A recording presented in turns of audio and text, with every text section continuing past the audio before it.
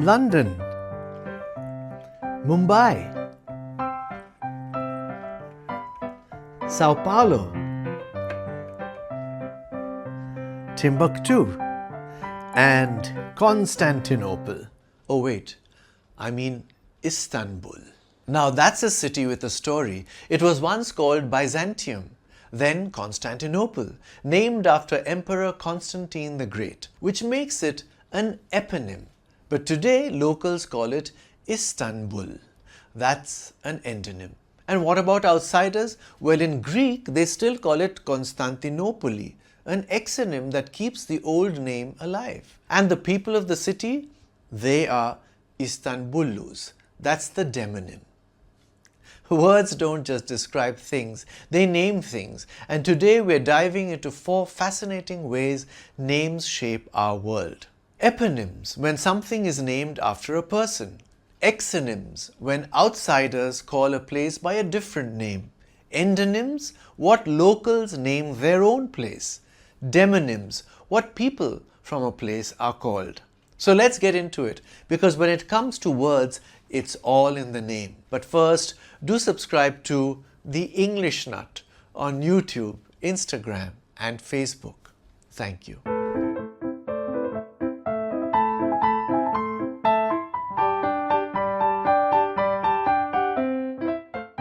An eponym is when something, a place, an invention, anything is named after a person.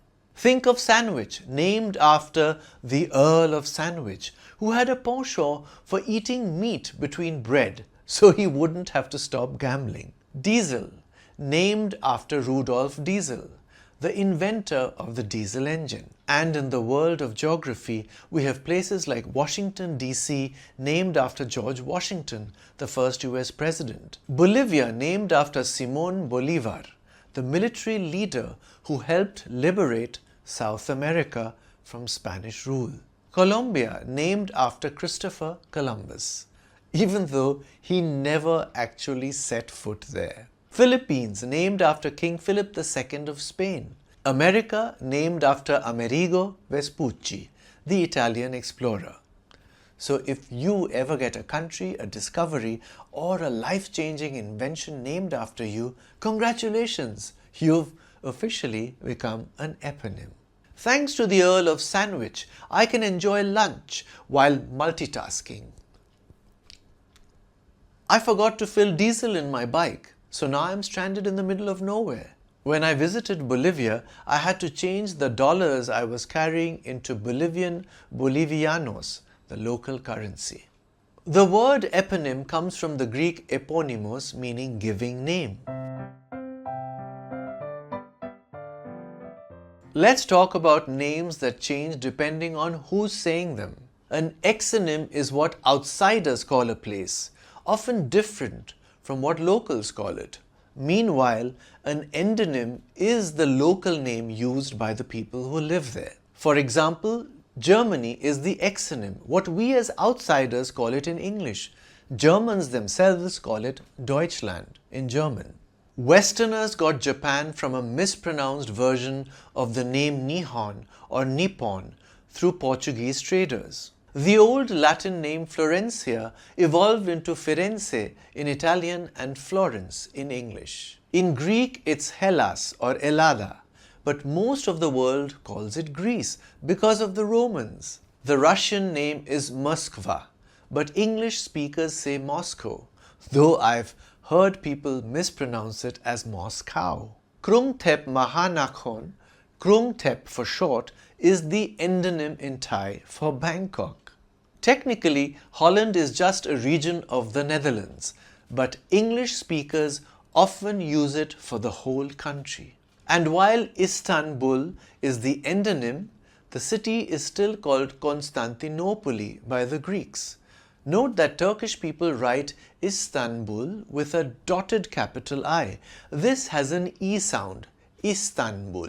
Some places officially changed their names to reflect their endonyms. Bombay is now Mumbai, Calcutta, Kolkata, Peking, Beijing, Ceylon, Sri Lanka, and Persia, Iran. Similarly, Côte d'Ivoire, the country in West Africa, officially requests that everyone use its French endonym, even in English. So technically, Ivory Coast is an exonym that they don't want us to use anymore. Of course, the name Côte d'Ivoire itself was originally an exonym given by French colonizers. Beijing used to be called Peking in English, proving that exonyms evolve over time. Endonyms help preserve a place's identity, hence the shift from Bombay to Mumbai. If you want to impress the locals in Finland, call it Suomi. That's the real endonym. Exonym comes from Greek exo, outside, and onym, name, meaning outside name. Endonym comes from Greek endo, inside, and onym, name, meaning inside name.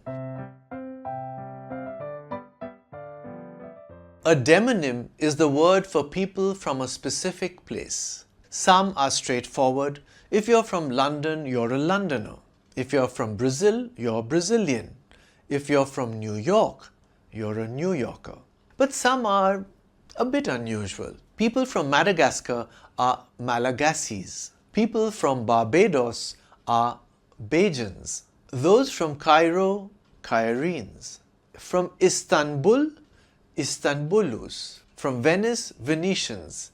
Yes, like the blinds. From Liverpool, Liverpudlians. From Glasgow, Glaswegians. From Scotland, Scots. From Australia, Aussies, though more formally they are called Australians. From the Philippines, Filipinos, Filipinas for women. From Manchester, Mancunians. And of course, people from Mumbai are called Mumbaikars. A New Yorker will always tell you they're from New York, usually within 5 minutes of meeting you. The mother of one of my school friends is Malagasy. I met an Aussie backpacker who had endless stories of adventure. The word demonym comes from Greek demos, people, and onym, name, meaning name of the people. So whether you become an eponym, learn to use exonyms and endonyms properly, or identify with your demonym, one thing is clear: names have power. And if I ever get a country named after me, I promise it'll have free Wi-Fi. Thanks for watching, and a special thanks to Chandrasekhar Ghosh who suggested these topics. I'm the English Nut. Bye for now.